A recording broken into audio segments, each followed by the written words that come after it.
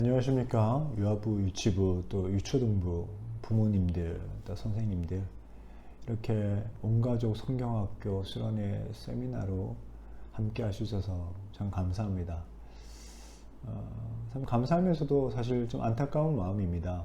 함께 대면해서 보면서, 그죠? 교제도 하고, 또 서로 알아가면서 이렇게 시간들을 가졌으면 좋았을 텐데, 그러지 못하는 참 안타까움들. 이거 참 너무나도 아쉬운 것 같습니다. 그래도 뭐 그죠? 우리 자녀들을 계속 하나님의 말씀 가운데 잘 길러가기 위한 노력으로 이렇게 영상으로나마 강의도 하고 또 이렇게 성경학교 수련회를 준비할 수 있게 되어서 한편으로는 참 감사한 마음입니다. 어쨌든 우리 좀 잘 준비해서 아이들에게 하나님의 말씀을 심기고 또 그것대로 살아내게 하는 일들을 잘 해나가면 좋겠습니다. 오늘 제가 맡은 부분은 2과 창조주 하나님에 대한 내용입니다. 이 창조주 하나님에 대한 내용은 크게 세 가지로 좀 나뉘어져 있습니다. 첫 번째가 스토리보드 1으로 해서 하나님께서 창조하신 내용들, 6일간의 창조와 또 마지막에 하나님께서 안식하신 그 내용들에 대한 실제적인 이야기들을 스토리보드 1에서 다룹니다. 그리고 두 번째 시간에서는 창조 보드게임을 합니다. 그 보드게임을 통하여서 우리가 배웠던 그 창조의 내용들, 창조의 이야기를 다시 한 번 더 리마인드 하게 됩니다. 그 내용들에 대해서는 이후에 김시용 전도사를 통하여서 다른 영상에서 소개되어질 것입니다. 그리고 세 번째 부분은 스토리보드 2입니다. 창조 이야기를 통하여서 우리에게 하나님께서 주시는 교훈이 무엇인지 그것에 대해서 이야기하는 시간이 세 번째 시간입니다. 오늘은 이렇게 첫 번째 그리고 세 번째 스토리보드 1과 스토리보드 2에 대한 내용들을 제가 설명하도록 하겠습니다. 네, 2과 스토리보드 창조주 하나님에 대한 내용들을 할 때 먼저 어떤 형식으로 하게 될 것인지 설명드리면 좋겠습니다. 아마도 이제 교재를 받게 되실 텐데요. 그 교재 안에 그림과 또 그림에 대한 설명들이 나와 있을 겁니다. 그리고 저희가 이렇게 스토리보드를 따로 준비해서 드릴 거예요. 그림이 있고 또 이렇게 뒤에 보면 글자, 이 그림에 대한 설명들이 있습니다. 그래서 이 그림에 대한 설명들을 하나하나씩 설명하며 넘어가시면 되겠습니다. 근데 참 중요한 것은 저희가 준비해서 드리는 스토리보드 전체를 다 한 번에 드셔야 됩니다. 왜냐하면 이 그림에 대한 설명, 첫 번째 그림에 대한 설명이 뒤쪽에 있거든요. 넘기시면 자연스럽게 두 번째 그림에 대한 설명이 또 이렇게 2번으로 해서 표시되어져 설명되어져 있습니다. 그래서 순서대로 딱 가지시고 한 장씩 넘기면서 설명을 하시면 그 그림에 대한 알맞은 내용들이 보여지고 또 설명되어집니다. 이것을 기억하셔서 나중에 저희가 따로 드리는 이 스토리보드 판을 가지고 하나하나 순서에 맞게 잘 설명해 주시면 되겠습니다. 오늘 이렇게 스토리보드 1과 스토리보드 2에 대한 내용들을 제가 간략하게 한 번 더 좀 설명을 드리려고 합니다. 아마 교재를 받으시면 그 교재에 다 설명들이 달려 있을 거예요. 그래서 유아부나 유치부, 유초등부 친구들에게 그냥 그 설명 그대로를 이렇게 읽어주시면 되는데요. 혹시나 좀 그 내용들이 이해가 되지 않으실 수 있잖아요. 그래서 그런 부분들을 제가 한 번 더 설명해 드리고 좀 이해가 되어진 상태에서 이야기하는 것이 또 부모님들에게 더 유익할 거다라고 생각을 해서 이런 시간들을 가집니다. 그리고 혹여나 한번 나중에 이제 교재를 받으시면 그 내용들을 읽어봐 주시면 좋겠습니다. 아마도 문장이 좀 매끄럽지 않은 부분들도 있을 거고 또 여러분에게 맞지 않는 그런 표현들도 있을 것 같습니다. 그래서 자신의 표현에 맞게 자기가 설명하기에 더 편한 내용들로 다시 한번 더 정리를 하셔서 아이들에게 들려주시면 아이들도 잘 이해가 되고 또 좀 더 유익한 시간이 되지 않을까라는 생각을 합니다. 자, 스토리보드 1 시간은 창조의 내용을 그대로 설명해 주고 있는데요. 이 창조의 내용들을 설명하면서 좀 먼저 정리되어져야 될 부분들이 있습니다. 사실 하나님께서 창조하신 그 창조의 내용, 6일간의 창조의 내용은 창세기 1장 3절에서부터 시작이 되어져요. 그런데 1절과 2절 이것을 분명하게 이해하지 않으면 그 3절부터 나와 있는 그 6일간의 창조가 무엇을 기반으로 하고 또 어떤 의미가 있는지를 알기가 쉽지 않습니다. 그래서 1절, 2절의 내용을 먼저 한번 짚고 넘어가면 좋겠습니다. 이것을 꼭 아이들에게 설명해 줘야 된다 그런 건 아니고요. 이 정도의 이해를 가지고 혹 아이들이 좀 궁금해 하거나 또 부모님들이 판단하실 때, 선생님들이 판단하실 때 이건 한번 이야기해 주고 가면 좋겠다 그런 생각이 드시면 한번 언급하시면 되겠습니다. 창세기 1장 1절에 보면 우리가 잘 아는 말씀이죠. 태초에 하나님이 천지를 창조하시니라. 근데 여기에 보시면 천지를 창조하셨잖아요. 이 천지는 하늘과 땅을 표현한 것이죠. 우리가 쉽게 착각하는 것이 하나님께서 6일간의 창조 속에도 보면 이튿날과 셋째 날에 하늘과 땅을 창조하시잖아요. 그래서 그거와 같은 내용인가 라고 흔히들 착각을 합니다.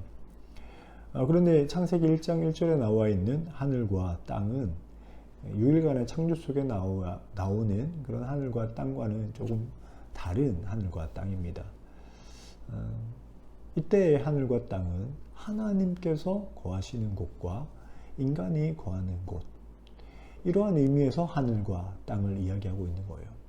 성경을 읽어가다 보면 하늘 위에 하늘이라는 표현들을 통하여서 하나님의 보좌가 있는 곳을 하늘이다 라고 표현을 하거든요. 그런 의미에서의 하늘일 것이죠. 그리고 이 세상을 하나님의 발등상이 있는 곳으로 이야기를 하며 하나님이 거주하는 것과 또 인간이 거주하는 것이 좀 다른 곳이다 라는 것을 성경에서 자주 이야기를 하고 있는데 그 내용입니다. 하나님께서 태초에 천지를 창조하셨다.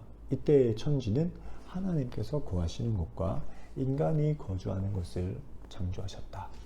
이런 의미를 담고 있는 것이죠. 그리고 곧 이어서 창세기 1장 2절에 보면 땅이 혼돈하고 공허하며 흑암이 깊음 위에 있고 하나님의 영은 수면 위에 운행하시니라 라고 말씀하고 있어요. 여기서의 땅은 1절에서 말한 인간이 거주하는 곳이죠. 이 세상, 지구, 우리가 눈으로 보고 있는 이 세상을 말하는 겁니다. 그리고 이 땅의 상태를 2절 말씀에서 알려주고 있죠. 땅은 혼돈하고 공허하고 흑암 가운데 있고 깊음 가운데 있습니다. 혼돈, 공허, 흑암, 깊음, 이러한 상태로 이 세상이 지금 존재하고 있는 거예요. 어떤 상태인지 좀 그림이 그려지십니까? 혼돈하다라는 것은 이제 질서가 없다라는 것이죠. 흑암, 어둡다는 거예요. 아무것도 보이지 않는 겁니다. 그리고 깊음, 이건 물로 가득 차 있는 것이죠. 이렇게 물로 가득 차 있고 어둡고 막 질서가 없어서 아무것도 없는 것처럼 보이는 그러한 상태, 이러한 상태가 이 세상의 처음의 모습입니다. 자, 이러한 모습 속에 이제 하나님께서 6일간의 창조를 통하여 질서를 잡아가시고 또 생명이 있게 하시죠. 자, 그 내용들을 이제 우리 스토리보드를 통하여서 살펴보겠습니다. 첫째 날에 하나님께서는 빛을 창조하셨습니다. 빛이 있으라 라고 말씀하셔서 빛이 있게 하셨죠.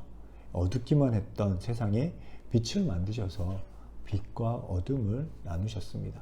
이게 제가 이제 스토리보드판에 빛의 그림을 설명하는 그대로의 내용입니다. 아이들에게 이대로 읽어주시면 되겠습니다. 그런데 강조하실 것은 하나님께서 질서를 잡으셨다는 것. 2절에서 말씀하고 있는 것처럼 이 세상은 그 당시에 아무런 빛이 없었어요. 어둡기만 했습니다. 흑암 가운데 있었어요. 그 가운데 하나님께서 빛을 만드셔서 빛과 어둠, 낮과 밤이 질서 있게 자리 잡게 하셨다. 이게 첫째 날에 하나님께서 창조하신 내용입니다. 둘째 날에 하나님께서 무엇을 하셨는가? 둘째 날에 하나님께서는 궁창을 만드셨어요. 궁창은 하나님께서 후에 하늘이다 라고 이름을 하셨습니다. 하늘을 통해서 윗물과 아랫물이 나누어지도록 하셨어요. 우리 아까 2절에서 보았죠? 깊은 물 가운데 있었거든요. 물로 가득 차 있었습니다. 이 가운데 하늘을 만드셔서 하늘과 나중에 이 물을 하나님께서 셋째 날에 바다라고 이름하셨는데 바다, 하늘과 바다가 질서 있게 구분되어지도록 하셨죠. 이게 둘째 날에 일어난 일입니다. 사실 아이들에게는 이렇게까지 설명할 필요는 없겠죠. 궁창을 만드셔서 하늘이라 이름하셨고 그 하늘을 통하여 윗물과 아랫물이 나누어지도록 하셨다. 그래서 하나님께서는 하늘과 바다가 있게 하셨다. 이 정도로 아이들에게 이야기해 주시면 좋겠습니다. 그리고 셋째 날에 일어난 일은 하나님께서 셋째 날에 물을 한쪽으로 모으셔서 땅이 드러나게 하셨죠. 이 셋째 날에 강조되어지는 이 공간은 땅입니다. 바다와 땅이 있게 하셨지만, 나뉘어지게 하셨지만 하나님께서는 땅을 강조하시면서 이 땅에 풀과 채소와 식물, 과일 이러한 모든 것들을 있게 하시는 그 그림들을 우리에게 보여주고 계세요. 그래서 셋째 날은 땅에 채소와 풀과 과일, 나무 이런 것들을 만드신 날이다. 이렇게 정리를 하고 생각하시면 좋을 것 같습니다. 이렇게 하나님께서는 첫째 날, 둘째 날, 셋째 날 아무런 질서도 없고 어둠 가운데 있고 물로 가득했던 그러한 세상을 질서 있게 하시고 구분지어서 준비하시는 일들을 하셨습니다. 그리고 이렇게 준비되어진 공간 속에 넷째 날, 다섯째 날, 여섯째 날에 채우시는 일들을 합니다. 넷째 날에 하나님께서 어떤 일을 하셨냐면 넷째 날에 하나님께서는 해와 달과 별을 만드셨어요. 해와 달과 별. 이건 다 빛을 내는 광명체들이죠. 하나님께서는 해를 통해서 낮을 주관하게 하셨고 또 달과 별을 통해서 밤을 주관하게 하셨습니다. 이런 광명체들을 두셔서 하나님께서 낮과 밤을 주관하도록 하셨죠. 이게 넷째 날에 일어난 일입니다. 그리고 다섯째 날에는 하나님께서 하늘의 새와 바다의 물고기를 만드셨습니다. 그리고 이들을 향하여 하나님께서 말씀하셨죠. 생육하고 번성하라. 우리가 흔히들 인간에게만 생육하고 번성하라라는 명령이 주어졌다라고 생각을 하는데 그렇지 않습니다.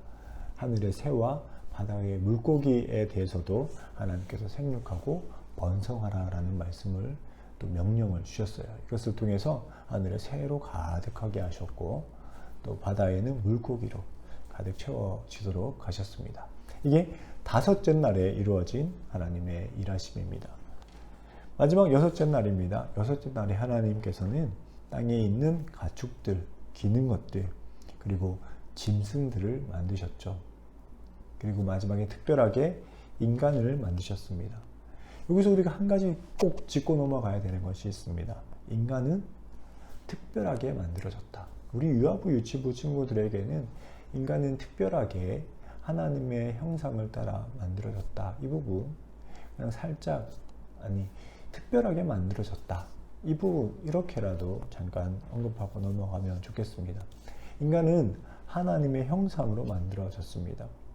그리고 하나님께서는 하나님의 형상대로 만들어진 인간에게 말씀을 주셨죠. 그 말씀이 창세기 1장 28절 말씀입니다. 이 말씀 우리 아이들과 함께 같이 한번 큰 소리를 읽으면 좋을 것 같습니다. 아니면 유아부, 유치부 친구들은 아직 글을 읽지 못하니까요. 부모님들이 한번 읽어주시고 또 이렇게 따라 읽을 수 있도록 지도해 주시면 좋겠습니다. 제가 한번 읽어볼까요? 하나님이 그들에게 복을 주시며 그들에게 이르시되 생육하고 번성하여 땅에 충만하라. 땅을 정복하라. 바다의 물고기와 하늘의 새와 땅에 움직이는 모든 생물을 다스리라 하시니라. 하나님께서 인간을 하나님의 형상대로 만드시고 그에게 임무를 하나 주셨는데 그것은 이 모든 세상을 다스리는 겁니다. 이러한 특별한 존재로 지음받은 인간이다 라는 사실을 우리 아이들에게 알려주면 좋겠습니다. 자, 이제 마지막 날입니다. 일곱째 날. 하나님께서는 이렇게 6일 동안의 창조 사역을 하시고 안식하셨습니다. 그런데 하나님의 안식은 단순히 쉰다는 의미가 아니에요. 7일째에 하나님께서는 이 모든 세상을 다스리는 분으로 보좌에 앉으셨습니다. 하나님께서 하나님의 계획대로 만들어진 세상을 누리시고 다스린 것이죠. 이게 안식하셨다라는 말의 의미입니다. 우리 아이들 사실 창조 이야기를 찬양하는 것 있죠. 노래로 노래가 있던데 첫째 날에 하나님, 둘째 날에 하나님 이렇게 하면서 노래 부르는 건 있잖아요. 그런데 거기에 마지막에 보면 하나님께서 편히 쉬었다. 이 부분이 좀 잘못된 부분이거든요.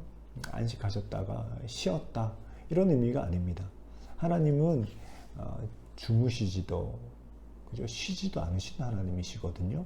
성경이 분명히 그것을 가르치고 있습니다. 그래서 그런 안식의 의미를 다시 한 번 더 짚어주셔서 하나님께서 이 모든 세상을 다스리기 위해 하나님의 보좌에 앉으신 것이 안식이야. 이렇게 한번 이야기해 주시면 좋겠습니다.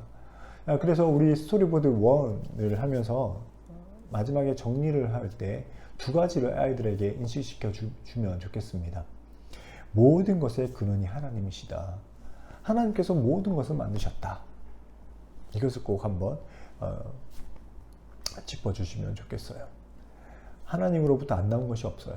우리 첫째 1과에서 아마 무에서 유를 만드신 전능하신 하나님에 대한 이야기를 배울 텐데 그것과 마찬가지로 모든 것이 하나님께로부터 왔습니다. 이 사실을 꼭 기억하면 좋겠습니다. 곁들여서 부모님들이 좀 이해하기 쉽도록 제가 조금 더 설명을 붙이면 우리가 흔히 아는 그 지식에 보면 식물들, 풀들, 과일들 햇빛이 없으면 자랄 수 없잖아요. 그런데 창조의 이야기에 보면 셋째 날에 식물들이 만들어지고 넷째 날에 태양이 있습니다. 태양이 있기 전에 이미 식물들이 자라고 있어요. 그것의 근원이 하나님이시기 때문입니다. 하나님은 태양이 없으셔도 그것들을 다 자라게 하실 수 있는 분이십니다. 왜? 모든 것의 근원이 되시기 때문이시죠. 이런 하나님에 대한 이해를 가지고 아이들에게 간단하게 한번 짚어주시면 좋겠습니다.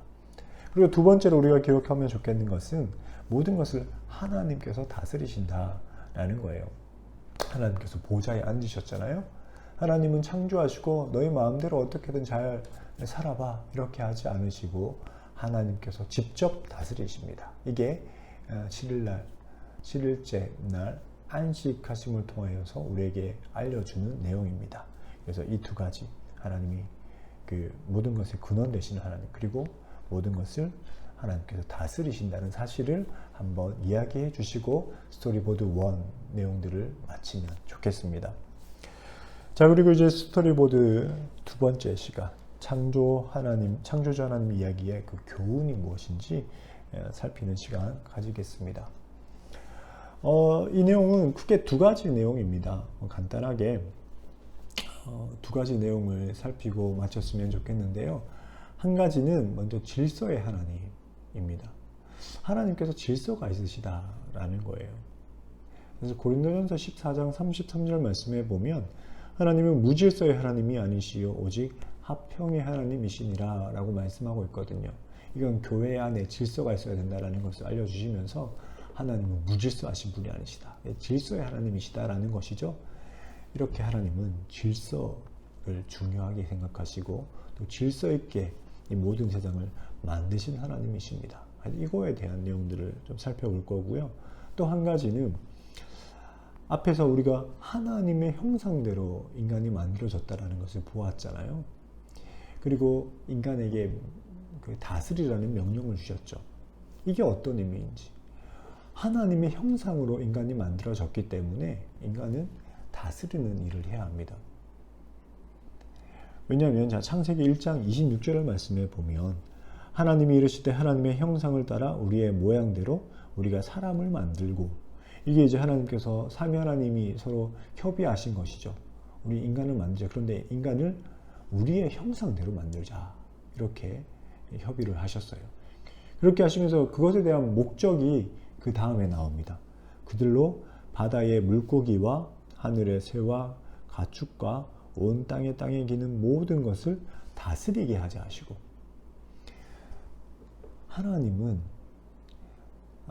인간을 하나님의 형상대로 만드셔서 다스리는 것을 하게 하셨어요. 이게 이제 어떤 교훈을 우리에게 주는지, 이 두 가지의 내용들을 살펴보려고 합니다. 자, 먼저 질서의 하나님이신데요. 6일간의 창조를 통해서 하나님께서 질서의 하나님이심을 알 수 있습니다. 첫째 날부터 셋째 날까지는 하나님께서 질서를 잡으시고 준비하셨습니다. 그리고 넷째 날부터 여섯째 날에 그것을 채우셨어요. 모든 것을 미리 계획하시고 질서 있게 이 세상을 만드셨죠. 자, 제가 지금 준비한 내용들을 그대로 읽었는데요. 그 다음에 좀 더 내용들이 있습니다. 여기서 말하고 있는 것은 첫째 날, 둘째 날, 셋째 날 하나님께서 질서를 잡으시고 준비하셨다라는 거고, 넷째 날, 다섯째 날, 여섯째 날엔 그 준비된 곳에다가 채워 넣으셨다라는 것을 말씀하고 있죠. 자, 그런데 질서가 분명히 있습니다. 자, 첫째 날과 넷째 날, 그리고 둘째 날과 다섯째 날, 셋째 날과 여섯째 날이 서로 연결이 되어집니다. 첫째 날에 하나님께서 뭘 만드셨습니까? 빛과 어둠, 빛을 만드셔서 빛과 어둠을 자리하게 하셨죠. 그리고 이것을 낮과 밤이라 칭하셨습니다. 근데 이런 낮과 밤을 주관하는 광명체들을 넷째 날에 만드셨죠. 낮을 주관하는 해와, 그 다음에 밤을 주관하는 달과 별. 첫째 날에 나누시고 준비하신 것을 넷째 날에 채워 넣으시는 그러한 관계를 하나님께서 이루게 하셨죠. 둘째 날에 하나님께서 궁창을 만드셔서 밑에 바다와 궁창이 구분되어지게 하셨죠. 이렇게 둘째 날에 준비되어진 공간에 다섯째 날에 하나님께서 하늘의 새와 바다의 물고기를 채워 넣으십니다. 둘째 날과 다섯째 날이 서로 연관되어지죠. 그리고 셋째 날에 하나님께서는 땅을 만드시고 그 땅에 식물과 채소, 과일, 나무 이런 것들을 두셨잖아요. 이러한 공간 속에 하나님께서는 여섯째 날에 사람 그리고 짐승들을 채워 넣으셨습니다.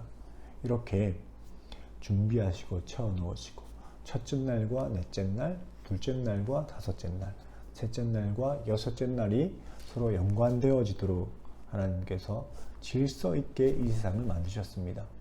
이렇게 질서가 있다라는 것을 통해서 우리가 뭘 알 수 있냐면, 하나님께서는 이 세상을 만드시기 전에 먼저 계획을 하셨다라는 거예요. 그냥 아무렇게 되는 대로 이 세상을 만드신 것이 아니라 미리 생각하시고 계획하셔서 그 계획을 이루시는 창조를 하셨다라는 거예요. 이런 하나님의 질서, 이런 하나님의 계획 속에 만들어진 창조, 이것을 이해할 때 우리가 하나님으로부터 부름받았다라는 것이 정말 귀하고 정말 우리에게 의미 있는 것이다 라는 것이 분명하게 다가옵니다. 하나님께서는 모든 것을 계획하시고 그 계획대로 이루어 가시는 분이세요. 창조 전에도 먼저 계획하시고 그 계획한 대로 이 창조의 사역들을 이루셨습니다. 이와 마찬가지로 하나님께서 우리를 먼저 계획하시고 우리를 불러주셨습니다. 이 사실을 분명하게 인지하면서 그 사실 속에서 내가 부름받았다라는 것이 하나님의 분명한 계획 속에 있고, 그 계획에 따라 부름받았기에 나는 의미 있게 하나님의 뜻하신 바대로 그 삶을 이루어 가야 되는 자임을 생각할 수 있게 되죠. 그래서 이러한 좀 연결성을 가지고 나 자신을 미리부터 계획하셔서 사랑하시는 그 하나님의 사랑 속에 내가 부름받은 자다라는 것을 기억하면서 부름받은 것에 대한 감사함과 기쁨이 여러분에게 있게 되었으면 좋겠습니다. 물론 제가 이렇게 좀 길게 설명을 드렸지만 아이들에게 이렇게까지 설명할 것은 아니고요. 아이들에게는 질서 있게 하나님께서 이 세상을 만드셨다. 첫째 날과 넷째 날, 둘째 날과 다섯째 날, 셋째 날과 여섯째 날이 서로 연관되어져 있다. 이걸 통하여 하나님께서 질서가 있으셨고, 이 질서가 있다라는 것은 미리 계획을 가지시고 이 세상을 만드셨다라는 것을 우리에게 보여준다라는 정도로 설명을 해주시면 좋겠습니다. 자, 그리고 두 번째 교훈입니다. 우리는 두 번째 교훈을 통하여서 우리 인간에게 이 세상을 다스리게끔 하신 하나님의 뜻을 보게 됩니다. 제가 한번 적어 놓은 대로 읽어보겠습니다. 세상을 다스리라. 하나님께서 인간에게 이렇게 명령하셨어요. 하나님께서는 인간을 하나님의 형상대로 창조하셨죠. 인간이 다스리는 행위를 통해 하나님 자신의 통치를 보여주는 거예요. 하나님은 일곱째 날에 안식하심으로써 보좌에 앉으시고 이 모든 세상을 친히 다스리셔요. 영이신 하나님의 다스림은 눈에 보이지 않기 때문에 인간을 통해 나타내 보여주시죠. 인간의 다스림은 하나님의 다스림을 보여주는 것입니다. 그래서 인간은 자기 마음대로 다스릴 수 없고 하나님께서 주신 말씀을 따라 다스려야 해요. 여러분, 이 말 이해가 되십니까? 만약 이해가 되지 않으시면 한번 읽어보시고 저의 설명에 좀 덧붙여서 메모를 하시면 좋겠습니다. 하나님께서 이 모든 세상을 다스리시거든요. 근데 이 다스린다라는 사실이 우리에게 눈으로 보여지지가 않아요. 왜냐하면 하나님은 영이시기 때문입니다. 이러한 하나님의 다스림을 눈으로 보여지게끔 하기를 원하셨습니다. 그것 때문에 인간을 하나님의 형상으로 만드셨어요. 형상이라는 것은 어떠한 것을 외형화한다라는 것이거든요. 하나님의 형상으로 인간이 만들어졌다. 이 말은 하나님의 본질 또는 하나님의 속성을 외형적으로 보게 한다라는 의미를 가지고 있습니다. 그래서 인간은 하나님의 형상대로 만들어져서 하나님께서 이 세상을 다스리고 있다는 것을 보여줘야 되는 역할을 부여받은 거예요. 그래서 인간은 자기 마음대로 다스리는 것이 아니고 하나님께서 다스리는 것을 눈으로 보게 하여야 되기 때문에 하나님께서 말씀하신 대로 다스려야 됩니다. 이게 우리에게 주어진 다스림의 역할입니다. 이 아이들에게 이러한 부분들 좀 잘 설명하셔서 우리는 하나님의 형상으로 지음받았어. 이것은 하나님께서 이 세상을 다스리신다는 것을 이 세상 가운데 나타내는 거야. 그래서 우리는 하나님의 말씀을 잘 알아야 되고 우리 마음대로가 아닌 하나님의 뜻하신 대로 하나님께서 말씀하신 대로 이 세상을 다스려야 돼 라는 사실을 잘 설명해 주시면 좋겠습니다. 이 설명 이거는 이제 제가 부모님들을 위해서 좀 덧붙여서 설명을 드리고자 하는 것인데요. 이렇게 하나님의 형상대로 우리가 만들어졌지만 사실 죄로 인하여 우리는 이러한 모든 하나님의 형상됨을 잊게 되죠. 이것을 하나님께서 예수 그리스도를 통하여 다시 회복시켜 주십니다. 그래서 골로새서 1장에 보면 예수님이 하나님의 형상이시다라는 말씀을 하시면서 만물의 주가 되시고 교회의 머리가 되셨다라는 말씀을 주세요. 우리 인간은 하나님의 형상대로 만들어졌지만 예수님은 하나님의 형상 그 자체이시잖아요. 하나님을 보면 예수님을 보면 하나님을 본 것이다 라고 했잖아요. 그것처럼 하나님은 하나님의 형상 그 자체이십니다. 그 예수를 우리에게 보내주셔서 그와 연합되게 하심으로 하나님의 형상으로 만들어진 우리의 목적을 다시 회복시켜 주셨어요. 만물의 주가 되셨다 했죠. 교회의 머리가 되셨다고 했잖아요. 교회된 우리는 예수 그리스도의 가르침을 받아서 교회로서 이 세상 가운데 하나님의 다스림을 다시 나타내는 자가 됩니다. 이러한 예수 그리스도 안에서 교회됨으로 말미암아 우리는 하나님의 형상으로 지음받은 그 창조 때의 모습을 다시 회복하게 되어집니다. 이러한 이해를 가지시고 우리가 하나님의 형상, 처음에 창조된 대로의 모습을 이루기 위해서는 예수 그리스도 안에, 교회 안에 거하여야 되고 예수 그리스도의 가르침을 받아야지만 그것을 이 땅 가운데 드러내는 하나님의 형상으로 지음받은 자로서의 삶을 살 수 있다는 사실을 기억할 수 있으면 좋겠습니다. 자, 이렇게 교훈은 두 가지로 설명을 드렸습니다. 정리를 하면서 다시 한 번 더 기억해 주십시오. 하나님께서는 질서의 하나님이십니다. 이걸 통해 우리는 우리를 향한 분명한 계획이 있다는 것을 생각하고 기억해야 됩니다. 하나님께서는 이 세상을 미리 계획하셔서 만드셨습니다. 이런 하나님을 분명하게 이해하셨으면 좋겠고요. 두 번째로는 우리가 다스림의 역할을 해야 되는데 그 다스림은 우리 마음대로의 다스림이 아니라 하나님의 말씀을 따른 다스림이어야 한다.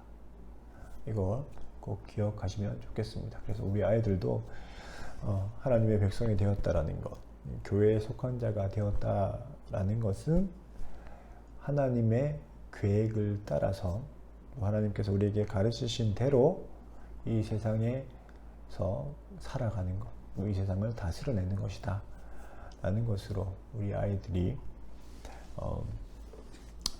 창조의 이야기들을 이해하고 또 이야기할 수 있으면 좋을 것 같습니다.